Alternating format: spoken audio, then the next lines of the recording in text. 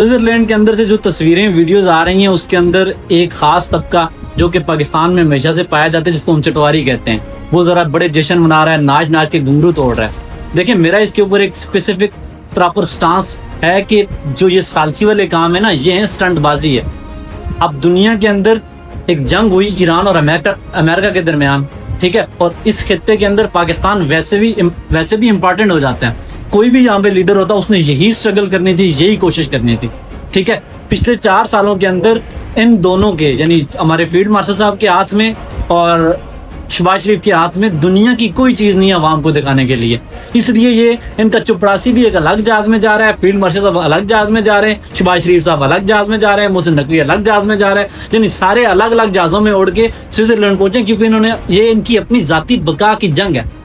ہم پاکستانی جو ہیں، پاکستانی قوم ہمیشہ سے جذباتی رہی ہے کہ ان کو کوئی بھی اس طرح کی یعنی 10-15 سال بعد جذباتی سی ایک نعرہ دے دو، جس طریقے سے ابھی ثالثی کا نعرہ چل رہا ہے، کبھی جنگ کا چل جاتا ہے، کبھی فلان کبھی فلان کبھی فلان، اس طرح کے جذباتی نعرے دے دو اور ملک کا بیڑا غرق کرتے جاؤ۔ اب 4 سالوں کا جو پورا نچوڑ اگر نکالے نا، تو یہاں پہ پاکستان کی آدھی آبادی جو ہے وہ روزی روٹی کی سروائیول کی جنگ لڑ رہی ہے۔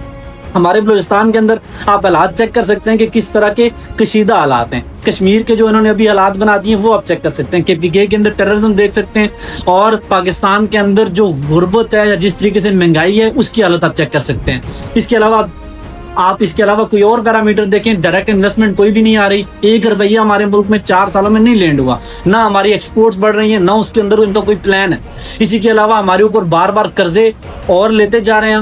نہ ہماری کوئی پیداواری معیشت بن رہی ہے، نہ مطلب کوئی ایک انڈیکیٹر، کوئی ایک چیز ہمارے پاس نہیں ہے جس کی بیس پہ ہم کہہ سکتے ہیں کہ یار ہمارا ملک آنے والے ٹائم میں بہتر ہو جائے گا۔ یہ خیالی پلاؤ، یہ ثالثی، یہ اس طرح کے بکواسیات، یہ جاہلانہ طریقے سے جس طریقے سے اس ملک کے اوپر قبضہ کیا گیا، آج بھی وہی ٹیکٹکس یوز کی جا رہی ہیں، اور یہاں جن عوام کے اوپر ظلم ہوتا ہے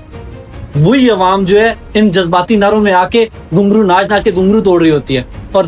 سارا دن ناچ ناچ کے گھنگرو توڑتی ہے، شام کو گھر جاتی ہے تو ذلیل ہوتی ہے، ٹھیک ہے، اور آٹے کی لائنوں میں لگ کے ذلیل ہو رہی ہوتی ہے۔ ان کے اندر کہیں پولیس والا ان کو کہیں بھی پکڑ کے چپیڑیں کراتا ہے، پھر رو رہے ہوتے ہیں۔ تو یہ سارا کا سارا نظام جو ہے وہ ہمارا نظام ہی کرپٹ ہے۔ یہ ثالثی والی چیزیں تب فائدہ دیتی ہیں، انٹرنیشنل ڈپلومیسی تب فائدہ دیتی ہے جب آپ کسی قابل ہوتے ہو، جب آپ کے ملک کی اکانومی مضبوط ہو، بہترین ہو، آپ کسی جوگے ہو، تو انٹرنیشنل دنیا میں آپ کو کسی جنگ کا انتظار نہیں کرنا پڑتا کہ جنگ ہوگی تو میرا بوتھا کوئی دیکھے گا، بلکہ دنیا کے اندر آپ کی ورتھ کسی جنگ کے بغیر بھی ہوتی ہے۔ کسی جنگ کی ضرورت آپ کو پڑتی ہی نہیں، آپ کی دنیا ویسے بھی آپ کی دنیا کے ساتھ آپ کی ٹریڈ ہوتی ہے۔ جب آپ کے ملک کے حالات جو ہوں گے، کوئی کسی بھی اینگل سے کوئی امن نہ ہو، پولیٹیکل انسٹیبلٹی ہو، کوئی 1 روپیہ نہ آ رہا ہو، اور آپ کے ملک کے اندر انویسٹمنٹ ہی نہ آ رہی ہو، تو آپ کس طرح سے کس طرز پہ کہہ رہے ہو کہ ہم بہت بڑے کوئی دنیا کے فیصلے کرنے والے ہیں؟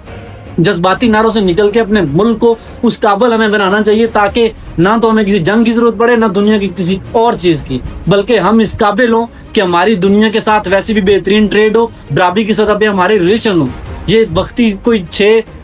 نعرے مار کے اپنا ذاتی بقا، اپنا کوئی قبضہ برقرار رکھنے کے لیے، یہ ہم بہت پہلے سے 70 سالوں سے اس طرح کے جذباتی نعرے دیکھتے آ رہے ہیں، اور آج بھی وہی دیکھ رہے ہیں۔ یعنی میں ایک آخری بات چھوڑ کے جا رہا ہوں چٹواریوں کے لیے، بغیرتوں کے لیے، تو مجھے صرف ایک چیز بتا دو، کیا ہمیں کسی خوشی کے لیے اگلے 77 سال اور ویٹ کرنا پڑے گا کہ کوئی جنگ ہوگی تو ہم سالس بن کے ناچ ناچ کے گھنگرو توڑیں گے، یا ہم نے اپنے ملک کے اندر بھی کچھ کرنا ہے، اپنے ملک کو بھی کسی قابل بنانا ہے؟ ہم دنیا کے ہر ڈپارٹمنٹ میں پوری دنیا سے کوئی 200 سال پیچھے چل رہے ہیں، ان چیزوں کے اندر ہم پھنسے ہوئے ہیں جن سے دنیا 200 سال پہلے نکل چکی ہے، ٹھیک ہے؟ تو اس کے اوپر توجہ دو، ساری انرجیز جو آپ ان وحیات چیزوں کے اوپر صرف کرتے ہو، سب سے پہلے اپنے ملک کو بہتر کرو، اپنے ملک کے جو تنازعات ہیں ان کو حل کرو، وہاں پہ ثالثی کی آپ کی جو ہے وہ خارج ہو جاتی ہے ساری۔